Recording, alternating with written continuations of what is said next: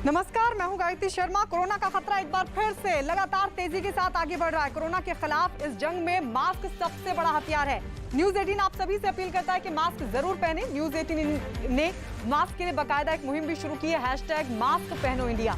News 18 आप सभी से अपील कर रहा है कि मास्क जरूर पहने, क्योंकि सावधानी ही सबसे बड़ा बचाव है।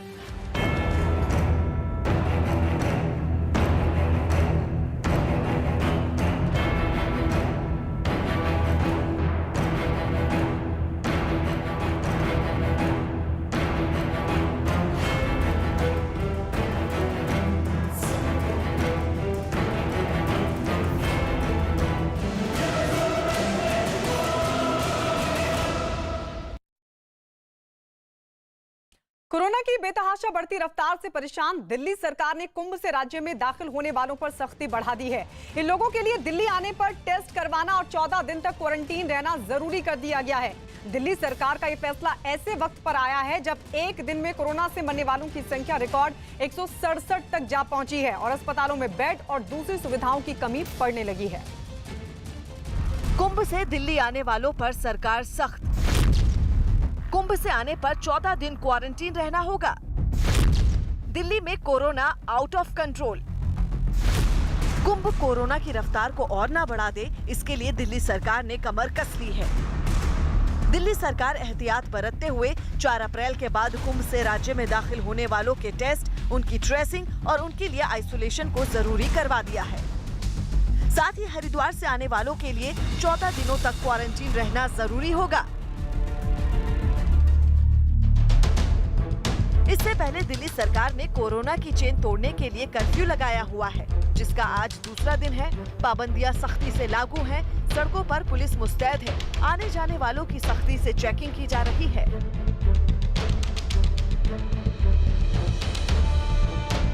देखिए, ये आदेश कल ही जारी हुआ है। ऐसे में ये बड़ा आदेश माना जा सकता है, क्योंकि खतरा था कुंभ में जिस तरह से लोग जुटे थे। उसके बाद जो कुंभ से लौटेंगे उनको क्वारंटीन करने का प्रावधान किया गया है। 4 अप्रैल के बाद से जितने भी लोग हैं उनको मैंडेटरी क्वारंटीन होम आइसोलेशन में रहना होगा। लेकिन मैं आपको देखिए यहाँ की तस्वीरें दिखा रहा हूँ, किस तरह से जो दिल्ली पुलिस है वो यहाँ पर सख्ती बरत रही है उन लोगों के लिए जो वीकेंड कर्फ्यू में गैर जरूरी सेवाओं से जुड़े हुए हैं और यहाँ पर बाहर निकलने। सर, क्या चेक कर रहे हैं आप? गाड़ी के पास है नहीं है सर? अच्छा, पास है कि नहीं है? अच्छा, हाँ, क्या किस काम से जा रहे हैं, इमरजेंसी है या कैसे घूम रहे हैं? जो घूम रहे हैं उनको वापस कर रहे हैं। ठीक है।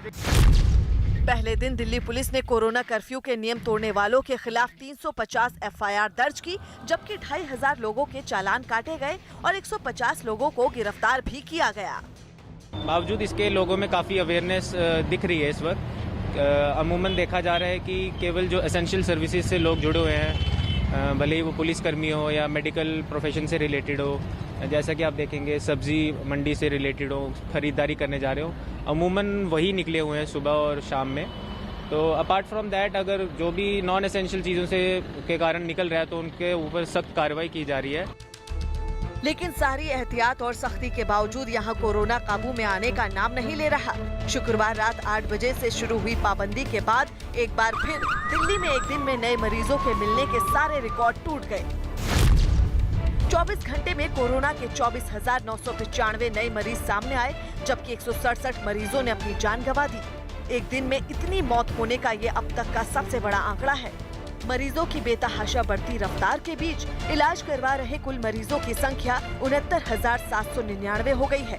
जिस तरह से रोजाना बड़ी संख्या में मरीजों की मौत हो रही है, उसके बाद दिल्ली में कोरोना से मौत की दर 1.44% हो चुकी है।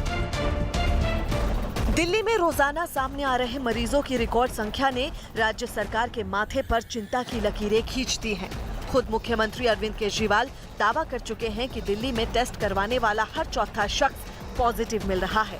ऐसे में हालत ये है कि अस्पतालों में ICU और बेड की कमी पड़ गई है। ICU बेड्स की कमी है।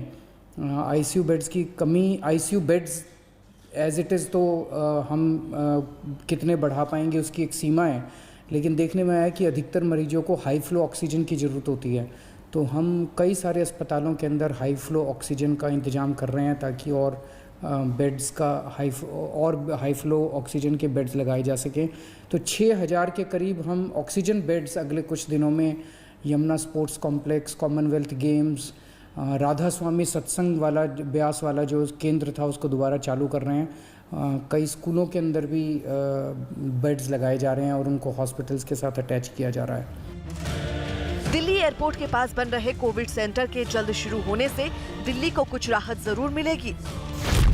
डीआरडीओ ने यहाँ 500 बेड वाला एक अस्पताल तैयार किया है, जिसमें सोमवार से करीब 250 मरीजों को भर्ती किया जा सकेगा। सेना के मेजर जनरल रैंक के अधिकारी पर इस कोविड अस्पताल की निगरानी का जिम्मा होगा। दिल्ली सरकार ने टेस्टिंग पर भी जोर दिया है और ज्यादा से ज्यादा टेस्ट करने और 24 घंटे में रिपोर्ट देने के निर्देश भी दिए हैं। यूपी के अयोध्या में भी सड़कों पर सन्नाटा पसरा दिखाई दिया। शहर की सभी बाजार बंद रहे। इस दौरान जगह जगह पुलिस वाले तैनात दिखे। हनुमानगढ़ मंदिर के पास भी लोग कम ही दिखाई दिए, जबकि आम दिनों में यहां श्रद्धालुओं की भारी भीड़ रहती है। इससे पहले प्रशासन ने नवरात्र के अंतिम दिन लगने वाले रामनवमी के मेले को भी स्थगित करने का फैसला किया है, ताकि इस मेले में लोगों की भीड़ ना जुटे। निवेदन किया था वहाँ के अखाड़े के लोगों से कि आप उसको प्रतीकात्मक करके और उसको बंद कर दिया जाए। जो भी प्रशासन कर रहा है वो जनहित में कर रहा है, लोगों की सुरक्षा के लिए कर रहा है कि कोरोना से बचाव हो। तो जो बचाव के लिए किया जा रहा है वह प्रति रविवार के दिन बंद होना है। फिर रात में कर्फ्यू लग रहा है, जो लगेगा उसका हम सभी देशवासियों से ही करेंगे कि उसको अक्षरशः उसका पालन करें। हम मौजूद हैं इस समय हनुमानगढ़ी पर। यहाँ पर आम दिनों में हजारों की संख्या में श्रद्धालु मौजूद रहते हैं, लेकिन अगर आज की बात करें तो आज पूरे प्रदेश में कोरोना लॉकडाउन लगा हुआ है, जिस लिहाज से लोग अपने अपने घरों में हैं। और यहाँ पर हनुमानगढ़ी की सीढ़ियाँ सुनी हैं। यहाँ पर अगर कोई तैनात है तो केवल सुरक्षा बल, लोग आ जा नहीं रहे हैं, मंदिरों में पूजन पाठ पुजारी कर रहे हैं, लेकिन बावजूद इसके जो श्रद्धालु हैं, धर्मनगरी अयोध्या में श्रद्धालुओं की आमद रहती है। ऐसे में श्रद्धालु यहाँ पर नदारत हैं। लोगों ने 100% कोरोना के नियमों का पालन किया है, लॉकडाउन का समर्थन किया है, और इसी का एक अंश है कि हनुमानगढ़ी की सीढ़ियाँ, जहाँ पर हजारों की संख्या में श्रद्धालु रहते हैं, आम दिनों में भी लगातार भीड़ यहाँ पर बनी रहती है। लेकिन आज यहाँ पर कोई एक सिंगल ना ही श्रद्धालु है, ना ही संत महंत है, ना ही स्थानीय है। तो ये कहा जा सकता है कि अयोध्या अपने इस आपदा की घड़ी में प्रशासनिक बंदिशों को मान रही है और अब प्रशासन के आदेश पर संपूर्ण अयोध्या में सफल लॉकडाउन है। देश के कई राज्यों में कोरोना से हालात बिगड़ने के बाद वहां सख्ती दिखाई दी। इस वक्त टीवी स्क्रीन पर 5 तस्वीरें आपके सामने। मुंबई, दिल्ली, चंडीगढ़, वाराणसी और भोपाल में सख्ती का असर दिखा। सड़कें सुनसान नजर आई, जबकि सभी बाजार बंद रहे। सड़कों पर निकलने वाले लोगों की पुलिस ने जांच की और उसके बाद ही उन्हें आगे जाने दिया गया। महाराष्ट्र में कोरोना बेकाबू होता जा रहा है। महाराष्ट्र में एक दिन में कोरोना के 67,123 नए केस सामने आए। 419 कोरोना मरीजों ने अपनी जान गंवाई है। महाराष्ट्र में एक दिन में 56,783 मरीज ठीक भी हुए हैं। राज्य में रिकवरी रेट करीब 81% है। वहीं मृत्यु दर 1.5% से ज्यादा तक जा पहुंची है। मुंबई और नागपुर में कोरोना का कहर जारी है। मुंबई में पिछले 24 घंटे में कोरोना के 8,834 नए केस सामने आए, साथ ही 52 लोगों की मौत हो गई। मुंबई में कोरोना के कुल 87,369 एक्टिव केस हो गए हैं। तो वहीं नागपुर में एक दिन में 6,956 नए मरीज बढ़े हैं, जबकि 79 कोरोना मरीजों की मौत हुई है। कर्फ्यू के बाद भी मुंबई में सड़कों पर ट्रैफिक कम नहीं हो रहा है, जिसे देखते हुए पुलिस ने आवश्यक सेवाओं से जुड़ी गाड़ियों पर स्टिकर लगाने का फैसला किया है। 3 कलर कोड के स्टिकर जरूरी सेवाओं से जुड़े लोगों को दिए जा रहे हैं। तो वहीं मुंबई में सार्वजनिक जगहों पर थूकने पर भी पुलिस कड़ी कार्रवाई करने की तैयारी कर रही है। महाराष्ट्र के नंदुरबार में कोरोना संकट के बीच पश्चिमी रेलवे ने ऐसे 21 कोच दिए हैं जिन्हें कोरोना मरीजों के इलाज के लिए तैयार किया गया है। बताया गया कि कोरोना मरीजों की संख्या बढ़ने के बाद 100 आइसोलेशन कोचों की मांग की गई थी, जिसके बाद रेलवे ने 21 कोच उपलब्ध करा दिए हैं महाराष्ट्र को। उधर मुंबई में कोरोना की रफ्तार काबू में करने के लिए कोरोना कर्फ्यू का सहारा लिया गया, लेकिन पाबंदी के बावजूद जब लापरवाही दिखाई दी तो राज्य की सरकार ने वहां के लिए नए नियमों को लागू कर दिया और जरूरी सेवाओं से जुड़ी गाड़ियों पर पुलिस ने स्टिकर लगाने की मुहिम शुरू की, ताकि बेवजह घर से बाहर निकलने वालों की पहचान आसानी से हो सके। और साथ ही मुंबई में सार्वजनिक जगहों पर थूकने पर भी कड़ी कार्रवाई करने का फैसला लिया गया है।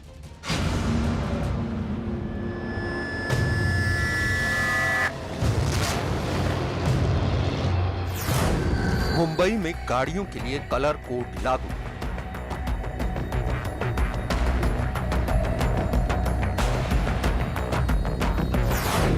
पाबंदी के बीच लापरवाही दिखी।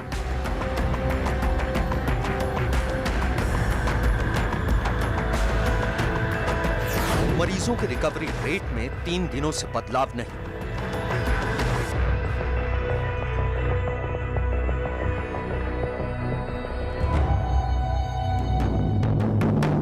मुंबई की सड़कों पर आज पुलिस का बड़ा जमावड़ा दिखा।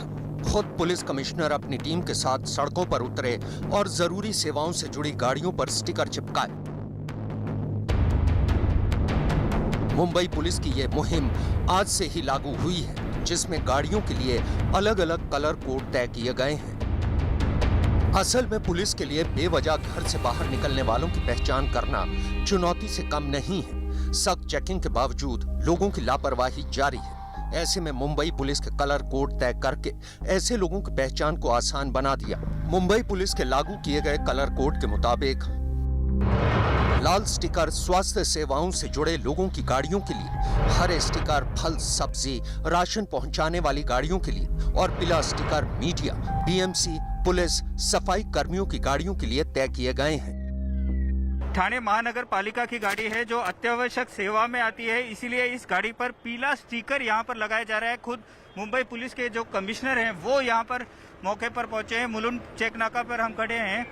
इस कदम के बाद, इस नई मुहिम के बाद जो अत्यावश्यक सेवा में आने वाली गाड़ियां हैं केवल वही रास्ते पर दिखेंगी। अन्य कोई भी गाड़ी अगर रास्ते पर दिखती है तो उस पर कार्रवाई होगी। देख सकते हैं तस्वीरों में खुद मुंबई पुलिस के कमिश्नर मौके पर पहुंचे हैं।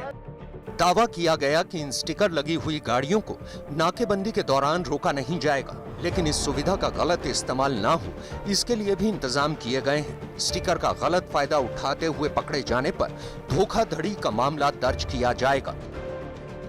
ये 3 पासेस जो गाड़ी पे लगे हुए हैं वो 3 पासेस को हम लोग प्रायोरिटी पे नाका पे, टोल नाका पे, चेक नाका पे यहाँ से हम अलाउ करेंगे और कई जगह पे हम लोग एक सेपरेट कॉरिडोर, ग्रीन कॉरिडोर जैसे बना के इन चीज़ों में से, इन ट्रैफिक में से उनको निकालेंगे ताकि डॉक्टर लोग अपनी जगह पे पहुँच सके टाइम पे, खाने पीने की चीज़ें टाइम पे मार्केट में पहुँच सके, लोगों के पास पहुँच सके। यही नहीं, मुंबई में कोरोना वायरस को फैलने से रोकने के लिए सार्वजनिक जगहों पर थूकने पर भी कार्रवाई करने का नियम बना दिया गया है। सार्वजनिक जगहों पर थूकते पाए जाने पर जुर्माना लगाया जाएगा, जबकि मुंबई पुलिस ने लोगों से अपील की है कि वो ऐसा करने वालों की शिकायत 100 नंबर पर करें। पुलिस की ऐसी सख्ती की वजह मुंबई और आसपास की जगहों पर लगातार सामने आ रही लापरवाही रही, जिसका सबूत दादर सब्जी मंडी में भी दिखा। सख्त पाबंदी के बावजूद लोग अपनी दुकानें खोलते दिखे, जिन्हें बाद में बीएमसी के कर्मचारियों ने पहुंचकर बंद करवाया। इस समय हम मौजूद हैं दादर की सब्जी मंडी में, जहां का नज़ारा आपको दिखाना चाहूँगा कि कई सारे लोगों की दुकान आज फिर एक बार खुली है। वीकेंड लॉकडाउन होने के बावजूद यहां पर दुकानें खुली हैं, जहां पर भारी संख्या में लोग आ रहे हैं, खरीदारी यहां पर हो रही है। न्यूज़ 18 इंडिया का कैमरा जैसे ही पहुंचा तो लोग अपने मुंह पर मास्क चढ़ाने का काम कर रहे हैं। उधर मुंबई के पास कल्याण में भी कर्फ्यू के बीच शादी के कार्यक्रम में खुलेआम कोरोना से बचाव के नियमों की धज्जियां उड़ाई गईं।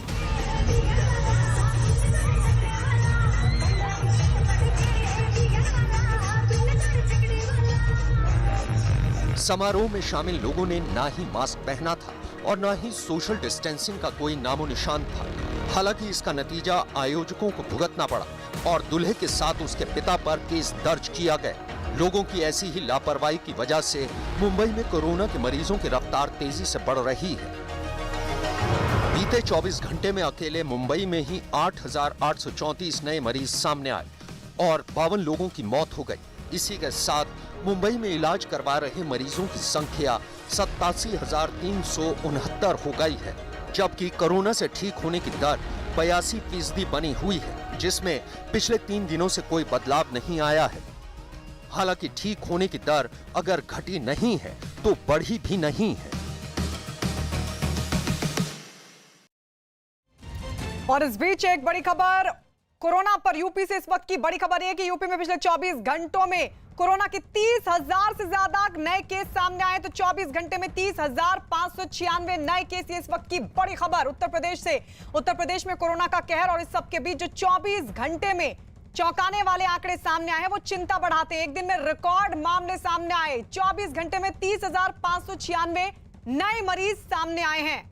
तो आज रविवार को लॉकडाउन उत्तर प्रदेश में और इस सब के बीच 24 घंटे में जो आंकड़े सामने आए हैं वो चौंकाने वाले हैं। अजीत हमारे सहयोगी जुड़ गए हैं। अजीत, ये तो कम होने के बजाय लगातार उत्तर प्रदेश में आंकड़ा बढ़ रहा है। ये तो 24 घंटे में 30,000 से ज्यादा मामले। देखिए, बिल्कुल गायत्री, उत्तर प्रदेश में कोरोना का आंकड़ा लगातार बढ़ रहा है। लॉकडाउन के बावजूद जो जांचें हो रही हैं, जो केसेज आ रहे हैं, उसमें कमी नहीं आ रही है। लिहाजा सरकार के स्वास्थ्य मंत्री ने भी आज कहा कि वायरस से निपटना इतना आसान नहीं होगा, हम कोशिश कर रहे हैं। अब 30,596 मामले, यानी ये जो संख्या है ये सबसे ज्यादा संख्या है। और उत्तर प्रदेश में जो एक्टिव केस है वो काफी संख्या इनकी बढ़ गई है, 1,91,457 तक पहुंच गई है। तो अब सरकार लगातार ऑक्सीजन की व्यवस्था कर रही है, ऑक्सीजन प्लांट लगा रही है, बेडों की व्यवस्था की जा रही है। मुख्यमंत्री मीटिंग ले रहे हैं, मुख्यमंत्री की तरफ से निर्देश दिया जा रहा है। लेकिन फिर भी ये केसेस जो बढ़ रहे हैं वो काफी डराने वाले हैं, काफी भयावह स्थिति है। उसको लेकर लगातार अब सरकार और अफसरों के बीच मंथन किया जा रहा है। गायत्री, शुक्रिया अजीत। तो ये चौंकाने वाले आंकड़े, कोरोना का कहर उत्तर प्रदेश में लगातार जारी, 30,000 से ज्यादा नए मामले। और इस बीच एक बड़ी खबर मध्य प्रदेश की शहडोल से आपको बता दें। वहां एक अस्पताल में 12 कोरोना मरीजों की मौत के बाद हड़कंप मचा। परिवार वालों की तरफ से दावा किया गया कि मरीजों की मौत ऑक्सीजन की कमी की वजह से हुई है। परिवार वालों का आरोप है कि ऑक्सीजन सिलेंडर खत्म होने की वजह से उनकी मौत हुई है। वहीं अस्पताल प्रशासन ने परिवार वालों के इन आरोपों को सिरे से खारिज कर दिया। अस्पताल प्रशासन ने बताया कि ऑक्सीजन का प्रेशर कम जरूर हुआ था, लेकिन मरीजों की मौत ऑक्सीजन की कमी की वजह से नहीं हुई। ऑक्सीजन ही नहीं है जो बेसिक चीज है। दवाइयाँ तो बाद में करोगे, दवाइयाँ बाद में करोगे। ऑक्सीजन नहीं है आपके पास, क्या दवाइयाँ करेंगे? जिम्मेदार बोलते हैं, हम क्या करें? जिम्मेदार बोलते हैं, हम क्या करें? डॉक्टर बोलते हैं पानी तक नहीं पिलाने देंगे, दूर रहो, ना हम पिलाएंगे ना पिलाने देंगे। आईसीयू की हालत ये है। मेरे सामने तड़प के ऑक्सीजन की मशीन बंद हो गई, कुछ नहीं आ रहा था, मेरे सामने तड़प के खत्म हुए। ये व्यवस्था है। हमारे यहाँ जो ऑक्सीजन के लिए लिक्विड ऑक्सीजन प्लांट लगा है 10 KLD का, और वो ख़त्म हो रहा था। उसके लिए डिमांड भी गई थी। कल शाम तक वो लिक्विड जो फिलर आना था, फिलर में बताया गया शाम को आएगा, उसके बाद बताया कि रात को आएगा, उसके बाद 2 बजे आएगा, 3 बजे आएगा, और वो देर रात उसमें जितनी बची हुई ऑक्सीजन थी ख़त्म हो गई। इलाके के अपर कलेक्टर अर्पित वर्मा भी अस्पताल पहुंचे और हालात का जायजा लिया। इस दौरान उन्होंने कहा कि मरीजों की मौत ऑक्सीजन की कमी की वजह से नहीं बल्कि नेचुरल हुई है। थोड़ा पैनिक क्रिएट हो जाता है पेशेंट में, इसलिए इस टाइप की खबरें आती हैं। बट जो डेथ्स हुई हैं, 12 डेथ हुई हैं, और डेथ हुई है वो मतलब नॉर्मल पेशेंट ज़्यादा हैं, जो क्रिटिकल हैं वो ज़्यादा हैं। डॉक्टर्स अपना पूरा योगदान दे रहे हैं, इसलिए जो थोड़ा सा डेथ का आंकड़ा आप लोगों को लग रहा है। अस्पताल में मरीजों की मौत का मामला लगातार तूल पकड़ रहा है और उसके बाद राज्य के चिकित्सा शिक्षा मंत्री विश्वास सारंग का बयान भी सामने आया। उन्होंने कहा कि मरीजों की मौत ऑक्सीजन की कमी की वजह से नहीं हुई। हालांकि उन्होंने इस मामले की जांच का भी भरोसा दिया। डीन से हमारी बात हुई, उनका कहना है ऑक्सीजन की कमी के कारण ही ऑक्सीजन से किसी की मृत्यु नहीं हुई है। जो भी मृत्यु हुई है वो बहुत क्रिटिकल कंडीशन के मरीज थे। वैसे किसी की भी मृत्यु होना बहुत दुर्भाग्यपूर्ण है। ये ऑक्सीजन बंद होने के कारण किसी की मृत्यु नहीं हुई है, और तो भी क्योंकि ये मामला आया तो इसकी जांच करवाई जाएगी। और अब बात कोरोना का सबसे ज्यादा कहर झेल रहे महाराष्ट्र की। यहाँ हर रोज 50-60 हजार से ज्यादा नए मरीज मिल रहे हैं। रोज होने वाली मौत का आंकड़ा भी 400 के पार जा पहुंचा है। कोरोना महामारी के दौर में हैरान और परेशान करने वाली तमाम तस्वीरें आपने देखी होंगी, लेकिन आज हम आपको एक ऐसे कोविड सेंटर में लेकर चलते हैं जहां हजारों मरीज एक एक सांस के लिए जंग लड़ रहे हैं। मुंबई के सबसे बड़े कोविड सेंटर में कोरोना मरीज, उनका इलाज करने वाले डॉक्टर्स, नर्स और यहां तक कि परिवार वालों के न आने पर अंतिम संस्कार करने वाला स्टाफ, सब कुछ न्यूज 18 के कैमरे पर। मुंबई के जंबो कोविड सेंटर नेस्को में कोरोना के खतरों के बीच विवेक गुप्ता की खास रिपोर्ट देखिए। मुंबई में कोरोना वायरस के मामले लगातार बढ़ते जा रहे हैं। जो सेकंड वेव है वो और भी ज़्यादा खतरनाक साबित हो रहा है। न्यूज़ 18 इंडिया आपको दिखाएगा कि जो मुंबई के सबसे बड़े नेस्को कोविड सेंटर के हालात कैसे हैं। अंदर जाके न्यूज़ 18 इंडिया आपको दिखाएगा कि मरीज किस तरह से हैं, कितनी ज़्यादा उन्हें मुशक्कत करनी पड़ रही है। जो मेडिकल स्टाफ है उतना उनके लिए कितना बड़ा चैलेंज है। न्यूज 18 इंडिया की टीम जब पीपीई किट पहनकर मुंबई के सबसे बड़े कोविड सेंटर नेस्को में दाखिल हुई तो 2000 बेड वाला अस्पताल लगभग पूरा भरा मिला। यानी यहाँ करीब सभी बेड फुल हैं। यहाँ पे पेशेंट की एंट्री होती है। सबसे पहले जो पेशेंट आते हैं, जो फॉर्मेलिटीज होती है वो वहाँ पे करना पड़ता है। ये देखिए किस तरीके से जो पेशेंट बैठे हुए हैं अपनी अपनी बारी का इंतजार कर रहे हैं। आरटीपीसीआर रिपोर्ट लेने के बाद जो डॉक्टर्स होते हैं वो यहाँ पर उनको डिटेल्स लेते हैं। फैसिलिटी दिखाना चाहूँगा कि डॉक्टर्स अंदर होते हैं, बीच में शीशे का ग्लास होता है, कोई हॉल है, और फोन के जरिए ये लोग आपस में एक दूसरे से कोऑर्डिनेट करते हैं। जनरल वार्ड की तरह आईसीयू वार्ड की तस्वीर भी परेशान करने वाली। कोरोना से लड़ रहे लोगों की हालत इतनी खराब है कि आपको अपनी आंखों पर यकीन नहीं होगा। हर बेड पर कोरोना मरीज हर पल मौत से जंग लड़ रहे हैं। ये देखिए सबसे पहले जो पेशेंट की एंट्री हो रही है इस नंबर में, ये आईसीयू बेड है। ये देखिए हालत किस तरीके से जो डॉक्टर्स हैं दिन रात यहाँ पे लगे हुए हैं। आईसीयू वार्ड में न्यूज़ 18 इंडिया की टीम यहाँ पर पहुँची हुई है और साफ साफ देखिए मुश्किल से कोई भी बेड खाली होगा। मरीजों का इलाज लगातार चल रहा है। सारी जो इक्विपमेंट्स है वहाँ पे लगे हुए हैं। नेस्को कोविड सेंटर में आईसीयू के 15 वार्ड हैं, लेकिन हर बेड पर एक एक सांस के लिए संघर्ष कर रहे मरीजों के साथ डॉक्टर्स की टीम भी दिन रात उनके लिए संघर्ष कर रही है। काफ़ी चैलेंजिंग है फिलहाल तो ये, जिस हिसाब से पेशेंट्स का फ्लो है, हर चीज़ है, उस हिसाब से काफ़ी चैलेंजिंग है ये। और हालत ऐसी हो रही है कि लोगों को बेड जल्दी नहीं मिलते हैं, एक बड़ा चैलेंज वो भी है। इवन बेड नहीं मिल रहे हैं, मेडिसिन शॉर्टेज हैं, काफ़ी सारी चीज़ों का कॉम्प्लिकेशन है फिलहाल तो। बीएमसी के प्रशासन में चल रहा नेस्को कोविड सेंटर के हर वार्ड में मरीजों की भीड़ है। ऐसे मरीज जिनकी हालत खराब है लेकिन बहुत ज्यादा गंभीर नहीं है, उन्हें एचडीयू में रखा जाता है। इन्हें मॉडरेट पेशेंट कहते हैं। हालांकि यहाँ भी कई मरीज ऐसे हैं जिन्हें ऑक्सीजन सपोर्ट की जरूरत पड़ती है। यहाँ भी हर बेड पर जिंदगी की जंग जारी है। आपको दिखा देंगे एचडीयू 11 में हम मौजूद हैं। ये आईसीयू जैसा नहीं है। आईसीयू से के जो पहले जो यानी कि जो पेशेंट नॉर्मल होते हैं और आईसीयू और एचडीयू के बीच के जो पेशेंट होते हैं वो यहाँ पर हैं। यहाँ की भी हालत उतनी अच्छी नहीं दिख रही है। आईसीयू वार्ड हो या एचडीयू, करीब 2000 कोरोना मरीजों की भीड़ के बीच दवाएं और जरूरत की बाकी चीजें पहुंचाना अपने आप में बहुत बड़ी चुनौती है। ये यहाँ पर है मेडिकल स्टोर रूम है, सबसे अहम कमरा है। और मेडिकल स्टोर रूम में जो भी दवाइयाँ लोगों को दी जाती है, पेशेंट को दी जाती हैं, वो सब दवाइयाँ दी जाती है। देखिए पूरी तैयारियाँ हैं और जो टीमें हैं यहाँ पर बीएमसी की जो टीम है और बाकी जो पैरामेडिकल जो टीम है वो यहाँ पर मौजूद है। स्टॉक आता है, यहाँ से कॉल करेंगे तो कंट्रोल रूम से सब सामान आ जाता है। ओके। जैसे बोलते हैं हम लोग लिस्ट बना के देते हैं तो वो हम लोग को इमीडिएटली सेंड करते हैं। मुंबई के इस सबसे बड़े कोविड सेंटर में कोरोना मरीजों का इलाज ही नहीं बल्कि यहाँ के डॉक्टर्स और स्टाफ को एक दिल दहलाने वाली चुनौती का सामना करना पड़ता है।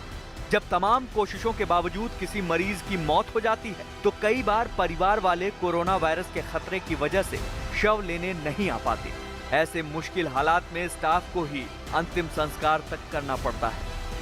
फैमिलीज के लिए और आप लोग के लिए भी बहुत बड़ा चैलेंज है ये, क्योंकि हमें भी बहुत बुरा लगता है कि लास्ट मोमेंट को उनको उनके फैमिली को नहीं मिलने के लिए मिलता है और वो भी बंदे रहते हैं, वो जो पैक रहते हैं, बहुत बुरा लगता है, बहुत बुरा लगता है। तो ये बताइए कि जब बॉडी वायरस वहाँ से भी स्प्रेड काफी ज्यादा हो जाते हैं। हाँ, जब भी उनकी मौत होती है तभी ज्यादा स्प्रेड होता है वायरस, तो इसीलिए उनको जल्दी पैक करना पड़ता है। मुंबई समेत पूरे महाराष्ट्र में जिस तरह हालात खराब हो रहे हैं उससे निपटने के लिए नेस्को कोविड सेंटर में कुछ और बेड तैयार किए जा रहे हैं ताकि ज्यादा लोगों को इलाज मिल सके। जिस तरीके से मामले मुंबई में बढ़ रहे हैं उसको लेकर जो प्रशासन और बीएमसी पूरी तरह से तैयार हो चुका है। नेस्को कोविड सेंटर में हम दूसरे हॉल में हैं। ये हॉल बनकर तैयार हो रहा है और सैकड़ों बेड यहाँ पर बनाए जा रहे हैं ताकि आने वाले दिनों में अगर कोविड के मामले बढ़ते हैं तो जो मरीजों को है यहाँ पर उनका इलाज अच्छे से हो सके। बीएमसी के नेस्को कोविड सेंटर पर लगातार ये दबाव बढ़ रहा है कि ज्यादा से ज्यादा लोगों को इलाज दिया जा सके, क्योंकि मुंबई का सबसे बड़ा कोविड हॉस्पिटल होने की वजह से हर रोज मरीजों की भीड़ आती है। जैसे ही ये बढ़ना चालू हुआ, हमारा जो हॉल सी था वो 11 महीने में हमने ओपन नहीं किया था, वो रेडी स्टेज में था, उसको हमने इमीडिएटली ओपन कर दिया। वहाँ पे जो 769 बेड्स थे, ये बेड्स जो थे 8 फीट के डिस्टेंस में थे, तो वो 8 फीट का डिस्टेंस हमने 4 फीट में कम किया और एडिशनल बेड्स हमने डाल दिए। तो 769 की जो बेड्स की गिनती थी, हम लोग उसे 1127 तक लेकर गए। महाराष्ट्र में कोरोना कहर के बीच कर्फ्यू जारी है। मुंबई के सबसे बड़े कोविड सेंटर की सच्ची तस्वीर दिखाने का मकसद ये है कि आप हालात की गंभीरता को समझें और घर पर ही रहें। सब कुछ जरूरी है, लेकिन सबसे पहले जिंदगी जरूरी है।